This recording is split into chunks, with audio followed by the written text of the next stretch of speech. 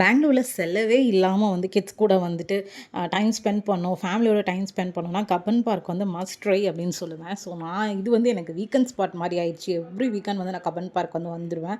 So பக்கத்துலேயே aquarium, planetarium, fountain park, so Balbhavan சொசைட்டின்னு எல்லாமே கிட்ஸ்க்கானது வந்துட்டு இருக்குது. ஸோ மஸ்ட்டாக வந்து நீங்கள் விசிட் பண்ணுங்கள். கிட்ஸ் வச்சுருந்தீங்க அப்படின்னா செலவும் அந்தளவுக்கு இருக்காது. நீங்கள் வந்து ஃபுட்டெல்லாம் எடுத்துகிட்டு வந்துட்டீங்க. நான் வந்து ஃபுட்டு வந்து எப்பயுமே ப்ரிப்பேர் பண்ணி ஷர்விக்கு எங்களுக்குன்னு சொல்லி எடுத்துகிட்டு போயிட்டு நாள் ஃபுல்லாக அங்கே தான் டைம் ஸ்பெண்ட் பண்ணுற மாதிரி இருக்கும். பால்பவன் சொசைட்டி வந்து 6:00 க்ளோஸுங்கிறனால நாங்கள் அப்படியே வந்து பிளானை கேன்சல் பண்ணிட்டு இங்கே ஃபவுண்டைன் பார்க் வந்து வந்துட்டோம். பட் பாப்பா வந்து இது என்ஜாய் பண்ணுற அளவுக்கு அவளுக்கு வயசு இல்லை. இப்போ தான் வந்து 1.25 வயசு ஆகுது. ஸோ கொஞ்சம் கிராங்கி ஆகிட்டாங்க.